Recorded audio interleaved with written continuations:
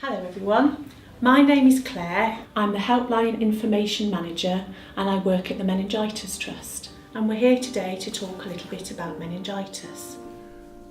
Does anybody know what meningitis is? No? Okay. Well, our brains are protected by a layer of something called membranes which help to protect them, and meningitis occurs when those membranes become swollen, usually through an infection. And also with meningitis you can also get something called septicemia. And septicemia is blood poisoning, when the bacteria get into our blood and start multiplying, and it can make us feel really ill. Isn't meningitis a disease that babies get? Anybody can get meningitis of any age, so it's not just babies. But some people of different ages are more prone to getting meningitis. So babies and young children, teenagers and also elderly people are more likely to get meningitis.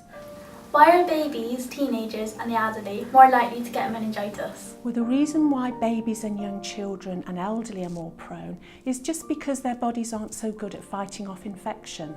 With teenagers, because the bacteria that can cause meningitis lives in the back of our throats, as they grow up, they start to have girlfriends and boyfriends, and they often do a lot of kissing on the lips, and that can help spread the bacteria. How did my friend catch meningitis? Well, because the bacteria can live in the back of our throats in 1 in 10 of us at any one time, and normally it doesn't cause us any problem at all. It sits there quite happily and we don't even know that we've got it. But sometimes that bacteria can get into our bodies, get into our bloodstream and go to our brain, and that can make us very ill and cause meningitis. How likely am I to get meningitis? Meningitis is very rare, so most people will not get meningitis. But because it's so important to recognise it early and get treatment, that's why we all need to know something about meningitis. Can I catch it from holding hands?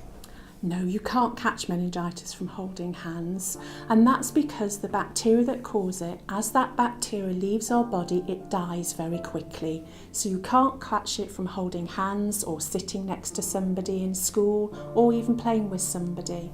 If you've had meningitis, can you get it again? You can, but it's very rare to get meningitis more than once. Do people always die from meningitis? No, most people will not die from meningitis, but a few sadly will. But again, the important thing is the earlier treatment is started, the better the chance that somebody has of surviving meningitis. Haven't I already had the vaccine for meningitis? Well, there are some vaccines which help protect against meningitis, and you've probably all had them as young babies. But the problem with meningitis is it can be caused by lots of different types of bacteria, and we haven't got vaccines available for all the different types. So even though you've had some vaccines, you can still get meningitis. How many people get meningitis in the UK each year? Well, over the past few years, around 3,000 people suffer from bacterial meningitis in the UK every year, and many more will get viral meningitis. What can happen to people after they get meningitis? Well, most people will make a good recovery after they've had meningitis, but it may take them a little bit of time.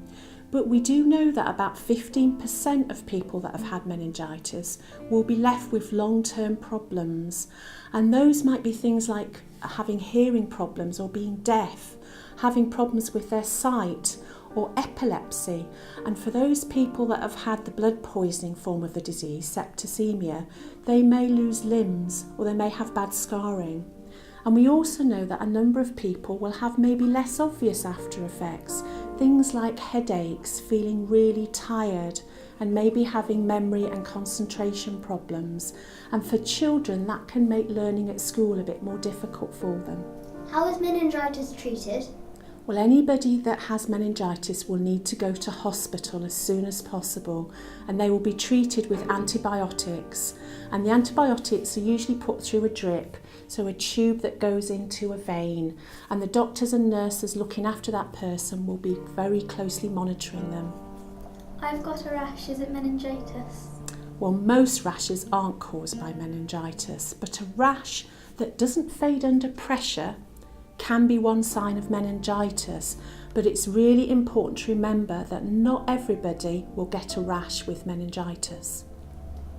What should you do if you think someone has meningitis? If you think anybody has meningitis, you need to let a responsible adult know as soon as possible. That might be your parents, or it might be a relative, or if you're at school, it might be your teacher.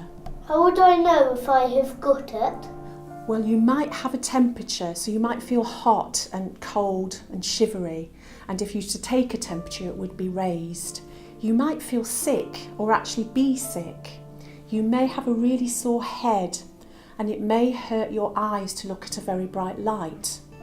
You may feel drowsy and really sleepy, and you may have lots of aches and pains in your muscles.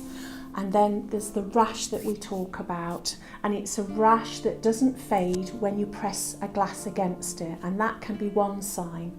But I think we all need to remember that not everybody will get a rash, and also the signs of meningitis can appear in any order. So if you're at all worried that somebody is ill in any way, always let an adult know.